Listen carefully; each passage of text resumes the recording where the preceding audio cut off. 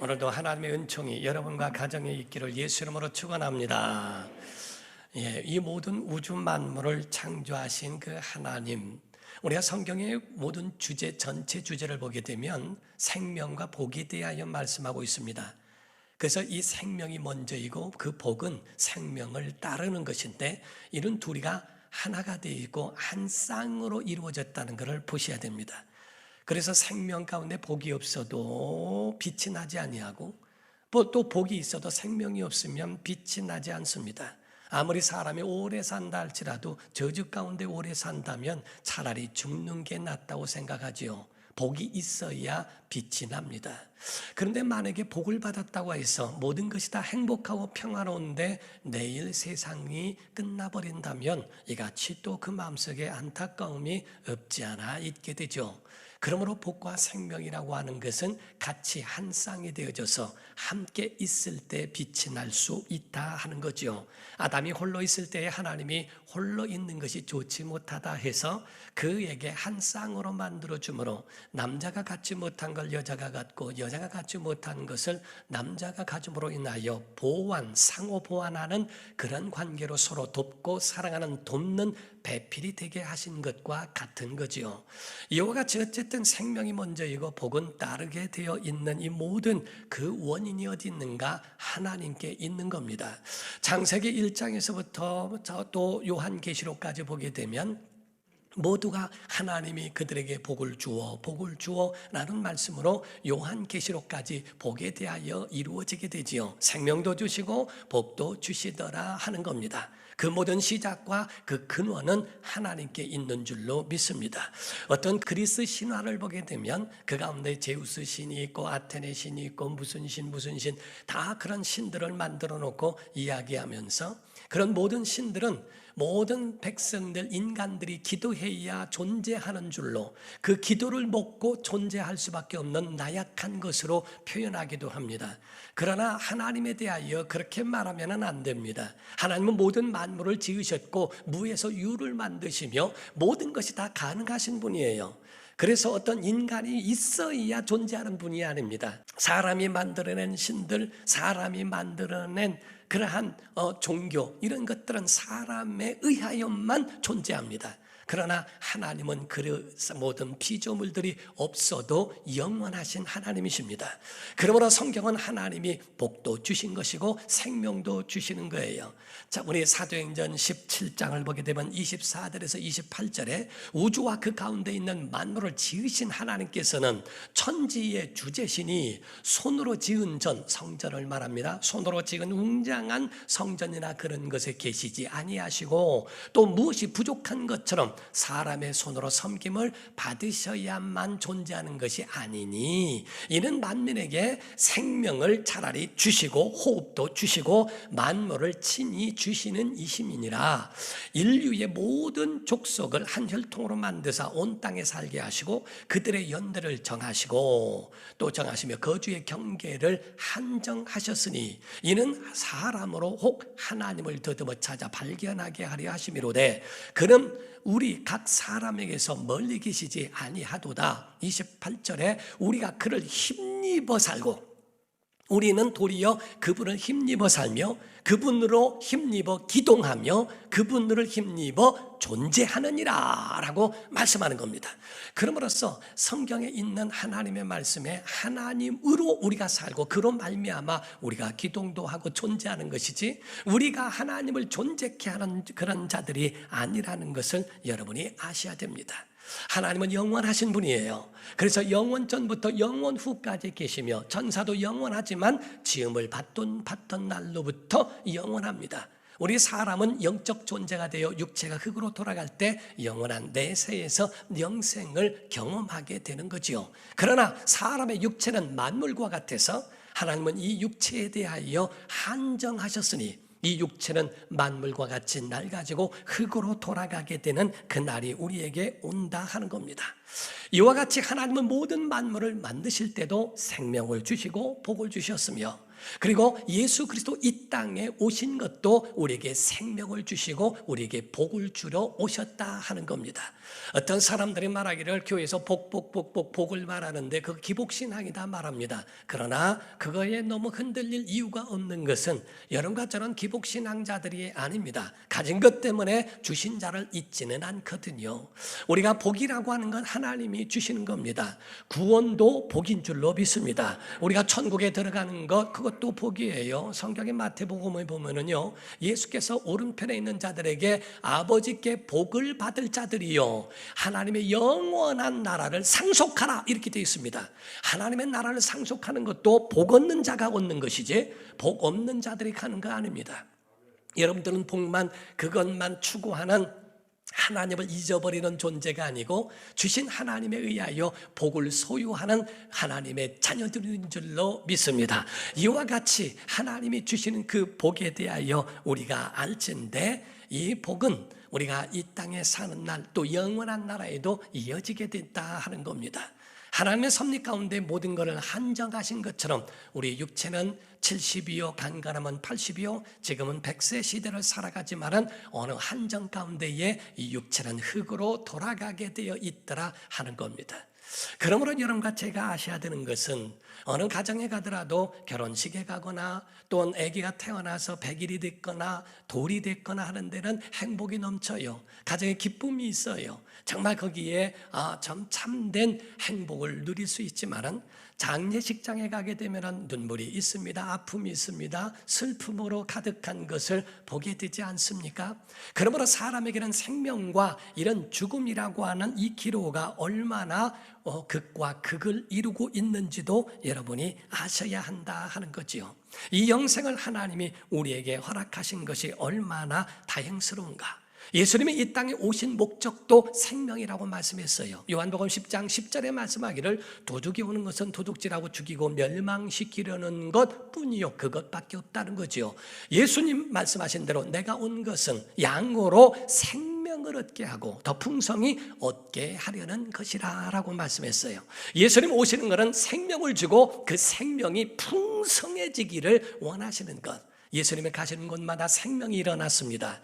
예수님 가시는 곳마다 고쳐지고 키워지고 하는 그런 놀라운 역사가 있죠. 요한복음 10장 그 후반절을 보게 되면 나는 선한 목자라라고 말씀하십니다.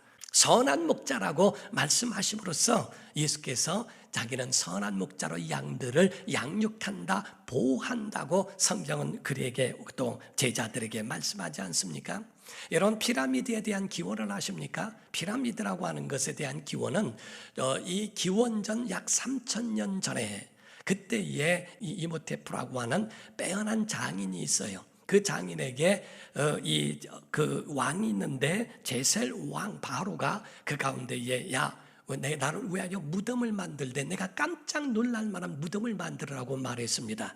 그래서 거기에 그 제셀 왕을 위해서 이모테프라고 하는 그 장인이 하나의 무덤을 만들 거기에 또 포개고 또 포개고 또 포개서 그거를 만들어낸 것이 피라미드라고 이야기를 합니다.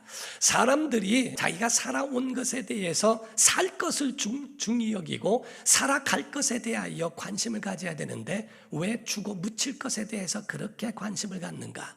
아니 죽어서 명당자리에 간들 무슨 의미가 있으며 죽어서 피라미드에 묻힌들 그에게 의미가 있더냐 하는 겁니다. 사람에게 관심은 죽음에 있는 게 아니에요. 물론 우리는 마지막 마감이 있다는 것을 깨달아 알고 어떻게 사느냐가 중요하지요. 군인의 삶에 대하여서는 그때 군인의 옷을 입는 것이 자랑이 아니고 그 군인의 옷을 벗을 때가 자랑이 되어야 한다라고 말하는 것처럼 어떻게 살았느냐가 상당히 중요한 거고 죽을 때의 모든 것들을 다 그 결과가 드러내게 된다고 이야기를 하는 것과 같습니다. 전도서 9장 4절에 보면은 말씀하기를 모든 산자들 중에 들어있는 자에게는 누구나 소망이 있으면 산 개가 죽은 사자보다 낫기 때문이니라 라고 되어 있습니다. 곧 죽어버리면 아무 쓸모가 없다는 거예요. 오코너라고 하는 사람이 말하기를요 세상에 가장 가난한 자는 죽은 자다라고 표현했습니다. 죽은 자는 가져갈 게 없어요. 죽은 자는 소유가 없습니다. 죽은 자는 모든 것을 다 잃어버린 것과 같기 때문에 아무리 맹수라 할지라도 살아있는 개를 이길 수가 없는 것과 같다 하는 것을 우리가 아셔야 됩니다. 사랑하는 성도 여러분, 우리는요 정말 죽은 것에 대하여 관심, 그래서 어떤 사람들은 볼 때에 명당짜리 있으면 자손이 잘 된다더라, 관상을 보니까 관상이 통계라더라, 그래서 이런 관상은 이렇게 산다더라. 물론 틀린 말은 아닐 수도 있어요. 그러나 관상이 다 맞는 것은 아닙니다. 만약에 성경에 에서와 야곱이 쌍둥이인데 얼굴 자체가 틀렸겠어요? 쌍둥이이기 때문에 거의 비슷했을 겁니다. 그런데 왜 그런 관상에 에서는 들의 사람이 되고 야곱은 집사람이 됩니까? 우리는 그것만 믿을 필요 아니에요. 예수 믿으면 팔자도 변하는 줄로 믿으셔야 됩니다. 예수 그리스도 안에서는 그런 것들에 여러분이 현혹되거나 거기에 매달릴 이유가 없다 하는 거지요. 오늘 청소년 주일을 맞이해서 청소년들의 그들의 맛이 뭔지를 여러분이 깨달아야 됩니다. 청년들에게는 아름다움이 있고 청년들에게는 패기가 있고 청년들에게는 열정이라는 것이 있어요. 그래서 여러분들에게는, 청소년들에게는 정말 미래가 있는 자로 자기 자신을 어떻게 만드느냐가 중요하죠. 청년에 살아있는 청년이 있는 나라, 미래가 있는 줄로 믿습니다. 청년들이 살아있으면 그 교회도 희망이 있는 줄로 믿습니다. 그래서 청년이 살아있느냐 죽었느냐, 이건 굉장히 중요한 부분이에요. 한동안 유행이 있었던 것이 성령 열풍이었고, 그리고 동안 유행이었습니다. 그래서 동안이 되기를 바래서, 나이가 많이 들어도 동안이 되기를 바래서 아주 동안 미인이라는 드라마가 나오리만큼 얼굴에 보톡스도 맞고 성형도 하고 지방 흡입도 해서 몸을 갖추기도 하고, 이런 일들을 통해서 얼마나 많은 혈안이 되어 있었는지 몰라요. 지금도 외모 지상주의가 지금도 다 떨어진 것은 아니라는 거죠.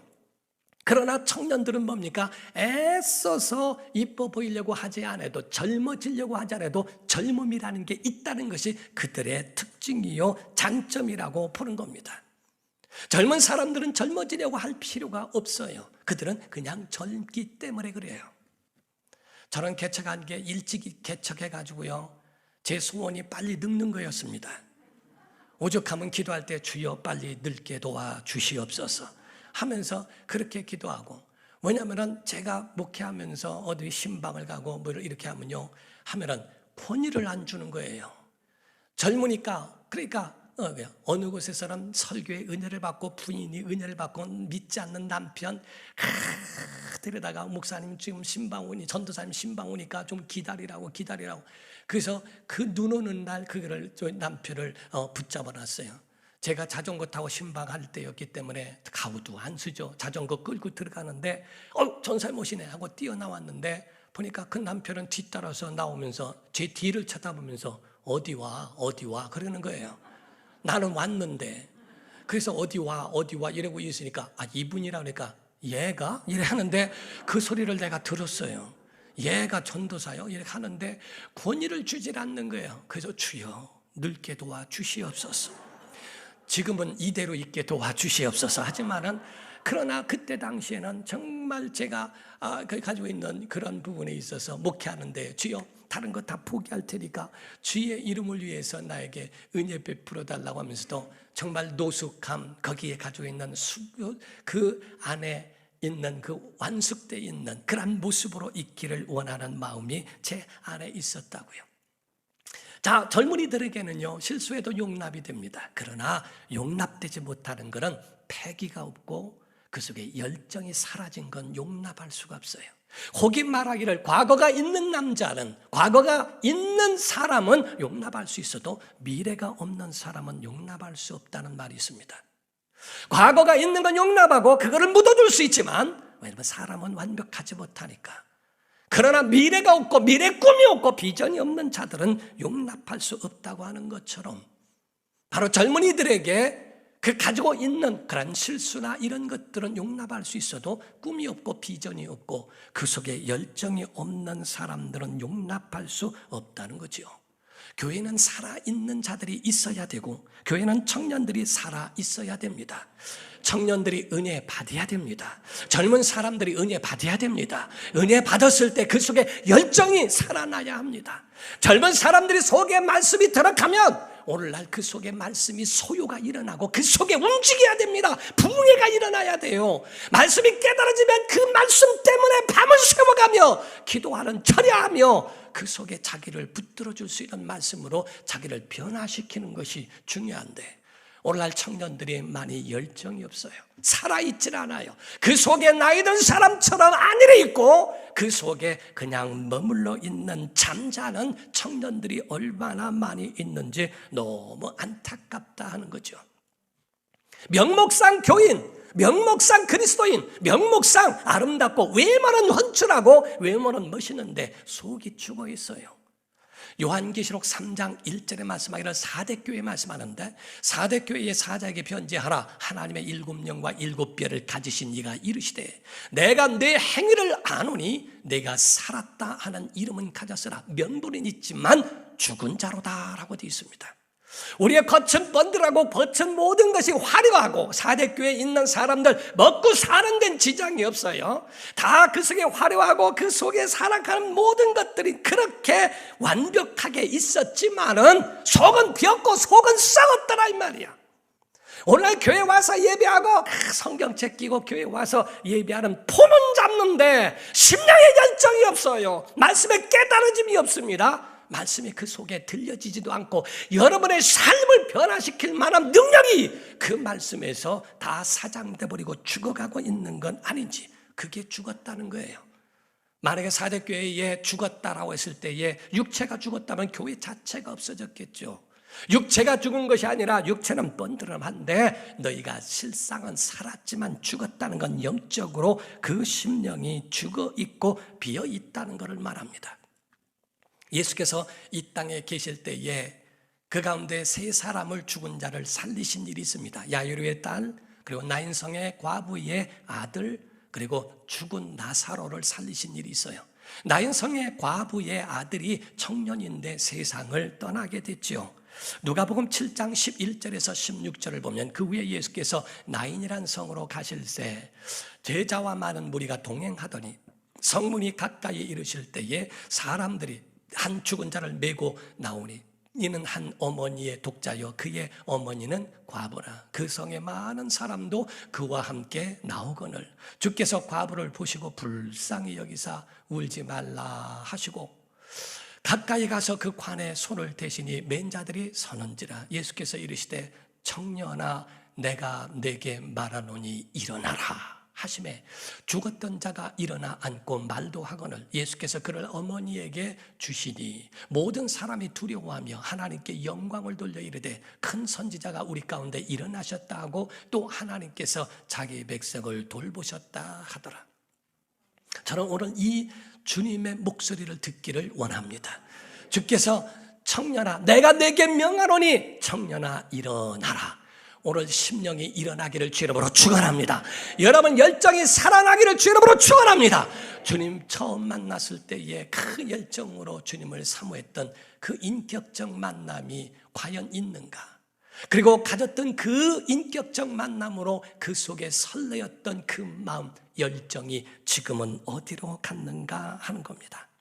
살아 있어야 할 자가 죽은 것을 보시고 청년아 일어나라 하고 명하신 것처럼 오늘 주의 명령이 여러분 속에 여러분을 올가매고 여러분에게 좌절과 슬픔과 나는 왜 이렇게 태어났을까? 나는 왜 이런 불행이 있을까? 나는 왜 이러한 어려움이 있어야 될까? 라고 하는 여러분 병들고 망가지게 만드는 그러한 요소가 오늘 떠나가기를 주 이름으로 축원합니다. 그리고 여러분 다시 한번 살아나는 은혜의 역사가 있기를 예수 이름으로 축원합니다. 오늘 본문 말씀은 유두고라 그런 사람이 창에 걸터 앉았다가 설교를 듣다가 떨어져 죽었던 내용인데 사도 바울은 그를 품에 안고 하나님 앞에 기도하여 살려내는 그러한 장면이 오늘 사건이요 오늘 주님이 주시는 메시지와 같은 겁니다. 오늘 20장 9절에 보니까 유두고라 하는 청년이 창에 걸터 앉아 있다가 깊이 졸더니 바울이 강론하기를 더 오래 하며 졸음을 이기지 못하여 3층에서 떨어지거늘 일으켜보니 뭐예요? 죽었다고 되어 있습니다. 죽을 뻔한 게 아니라 죽었다고 되어 있습니다. 죽지 않은 것이 아니라 아예 죽은 겁니다. 까무러쳤다가 깨어난 게 아니라 죽었다고 되어 있습니다. 이와 같이 오늘 메시지, 하나님이 청년들에게 주시는 메시지, 오늘 결론적으로 먼저 말씀드립니다. 청년들이라고 하는 건 육체의 청년을 말하는 게 아닙니다. 여러분이 지금 꿈이 있고 열정이 살아있다면 여러분들도 청년인 걸 믿으셔야 됩니다. 여러분 속에 하나님을 의지하는 믿음의 열정이 지금 살아있다면 여러분들도 믿음의 청년들이 될 수 있다는 것을 우리에게 말씀하고 있는 거예요. 첫 번째 주는 메시지가 다른 게 아닙니다. 청년이라도 졸면 죽을 수도 있다는 겁니다. 청년이라도 졸다가 자다가 떨어져 죽어버린 이 사람은 곧 육체만이 아니라 영적으로도 똑같이 그러한 일들이 일어날 수 있다는 거죠. 우리가 분석해 보면은요, 창에 걸터 앉아 이 설교를 들었는데 설교가 길어지니까 그 가운데 피곤하겠지만은 말씀에 집중하지 못하고 그 가운데 자기 몸을 가누지 못하여 3층에서 떨어져 죽기도 합니다. 목회자는 어떤 때는 목회를 오래 하다 보면은요, 그러다 보면은 넘어서야 될 부분들이 있지만은 저 같은 경우는 조는 것을 넘어서기가 참 힘들기도 하더라고요. 설교를 내가 잘 못해서 조나 이런 생각도 들어요. 근데 제가 나중에 결론 내린 것은 꼭 그것만은 아니다라는 결론을 내렸어요. 왜냐하면은 그 전에 일어나서 자는 사람도 봤거든요. 찬송하는데 뒤로 넘어가는 것을 제가 보고요, 너무 제가 설교 때만 조는 거는 아니로구나 라는 생각을 한 적이 있습니다. 목회자도 피곤하면 졸 수 있고 하지만 습관적으로 조는 거는 문제가 있고요. 오늘 왜 이게 문제가 되는지 아십니까? 이것은 바로 여기에 아주 중요한 말씀이 우리 안에 메시지로 담겨져 있다는 것을 여러분이 아셔야 됩니다. 조는 것도 교회 와서 존다고 하는 것, 여기라도 왔다는 게 은혜이기도 하지만 한 가지 중요한 것은 만에 하나 떨어져 죽을 수도 있다는 것을 잊지 말으셔야 된다 하는 거죠. 여러분 아셔야 되는 것은 졸 때 마귀는 틈을 탑니다. 영적으로도 잠을 자고 육체만이 아니요, 하나님 말씀, 이따가도 말씀드리겠습니다만은 10처녀의 비유가 나오죠. 전부가 신랑을 기다리다가 졸며 잘세라고 돼 있어요. 그런데 신랑이 왔을 때 5처녀는 기름을 준비했지만은 5처녀는 기름을 준비를 못했어요. 여러분 어떻게 기름 준비하지 않고도 잠이 옵니까? 기름이 떨어져 있는데도 신랑이 언제 올지 모르는데 기름이 없는데도 잠이 온다는 게 말이 됩니까? 영적으로 하나님의 말씀이 갈급하고 목마른데 어떻게 말씀 가운데에 졸음이 옵니까? 내 심령 가운데 기름이 적고 주님의 은혜를 내 영혼에 채워야만이 주님 오실 그날을 예비할 텐데 어떻게 채우지 못하고 졸 수 있을까? 마귀는 이럴 때 공격하고 이럴 때 파괴하고 이럴 때 그를 완전히 영혼을 망가뜨리는 기회로 삼는다는 거예요. 마태복음 13장을 보게 되면요, 25절에 말합니다. 사람들이 잘 때 그 원수가 와서 곡식 가운데 가라지를 덧뿌렸다고 되어 있습니다. 39절에 이어서 말씀하기를 가라지를 뿌린 원수는 마귀라고 되어 있어요. 이와 같이 바로 하나님의 말씀을 들어야 할 자들, 깨어 있어야 할 자가 깨지 못할 때 죽은 겁니다. 이거를 아셔야 됩니다. 우리가 졸며 잘 수 있어요. 그러나 살아있는 자는 깰 때 깨야 됩니다. 그러나 졸다 자다 그 잠을 깰 수 없다면 죽었다는 겁니다. 여러분의 영혼이 지금 잘다 졸다 깨지 못한다면 저주라는 거예요.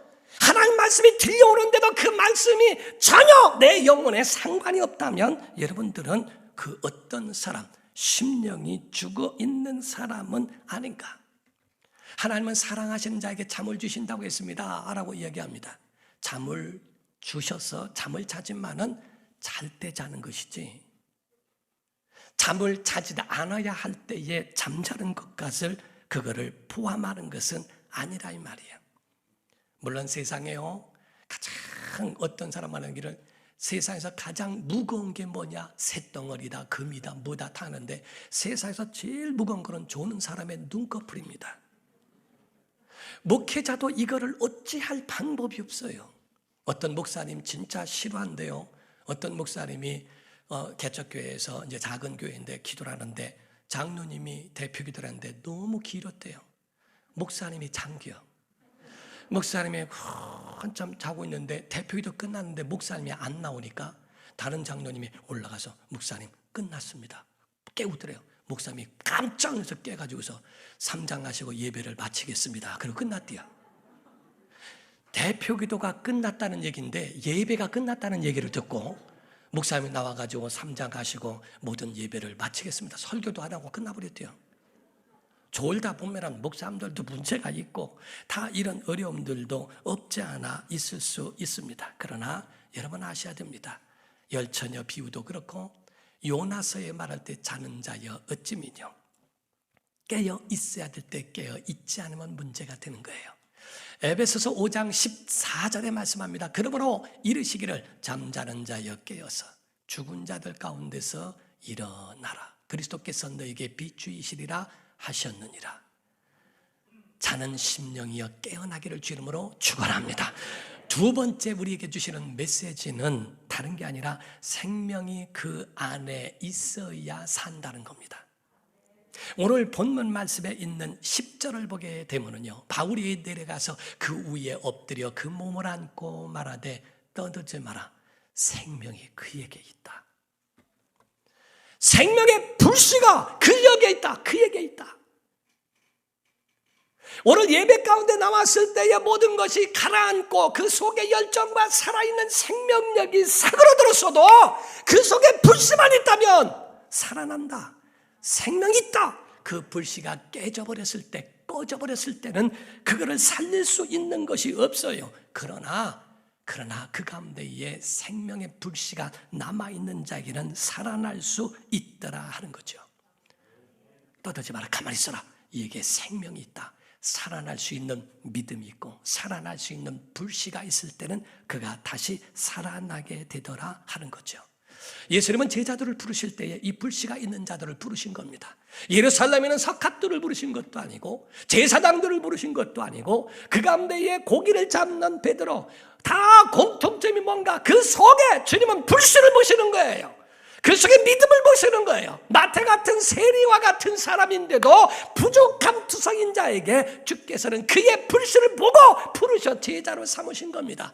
아니 십자가상에서 헐떡거리고 숨을 내쉬고 있는 가운데도 그 가운데 하나는 불이 완전히 꺼져버린 사람이요, 한 사람은 당신의 나라에 갈 때 나를 생각하소서 기억하소서, 내가 오늘 나와 함께 낙원에 있으리라. 불씨가 살아있구나. 내 속에 믿음이 있구나. 믿음이 있는 자에게 주님은 다시 구원으로 초청을 하시는 것만큼 난 우리 성도들이 심령이 살아있기를 바라요.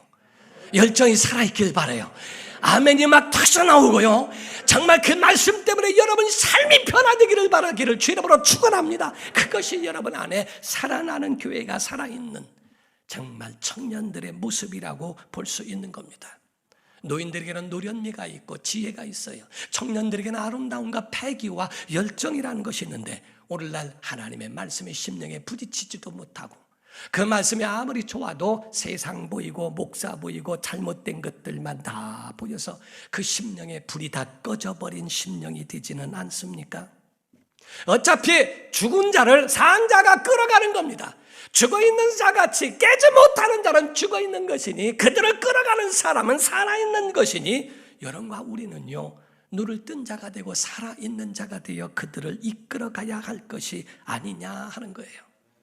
모세 때에 여호수아를 하나님이 후계자로 세우라고 하십니다. 그때 이스라엘 백성들은 여호수아가 그것을 과히 그걸 행할 수 있을까 불안해하고 초조해할 때 하나님이 모세에게 확신을 주십니다. 민수기의 27장 18절에서 20절 보면 여호와께서 모세에게 이르시되 눈의 아들 여호수아는 그 안에 영이 머무는 자라. 그리스도의 영, 같처럼 성령, 하나님의 영, 하나님의 능력, 영감이 머무는 사람이라. 너는 데려다가 그에게 안수하고 그를 제사장 엘르아살과 온 회중 앞에 세우고 그들의 목전에서 그에게 위탁하여 내 존귀를 그에게 돌려 이스라엘 자손의 온 회중을 그에게 복종하게 하라라고 되어 있어요. 영감 있는 사람, 살아있는 사람, 저는 오늘 예배가 살아있기를 바라요. 아멘 해보시오. 아멘 해보세요. 정말 여러분 심령이 살아나기를 바라요. 청년들이 살아나기를 바라요. 그 심령의 열정이 살아나길 바라요. 기도가 살아나길 바라요. 그 속에 정말 이 말씀 갖고서는 거룩한 부담이 되어져. 이 말씀 갖고서는 내가 기도하지 않고는 못 견디고, 전도하지 않고는 못 견디고, 예배하지 않고는 못 견디고, 정말 사랑하지 않고는 못 견디는 그러한 열정이 내 속에 다시 살아나기를 원하는가. 미국 오클라호마 주에 있는 어느 작은 마을에 목사님이 새로 부임했답니다. 그 교회가 오랫도록 목회자가 없어서 흐지부지 되어져 있어서 그 목회자는 새로 부임해서 막 교인들을 찾아다녔대요. 교회 오세요, 오세요. 내가 부임했습니다. 오세요, 오세요. 한 사람도 오지 않더래요. 왜? 불이 꺼졌거든. 그래서 하루는 하다 안 되니까 나중에는 신문에 냈대요. 그 지방 신문에 내고 한 다음에 부고장을 냈대요.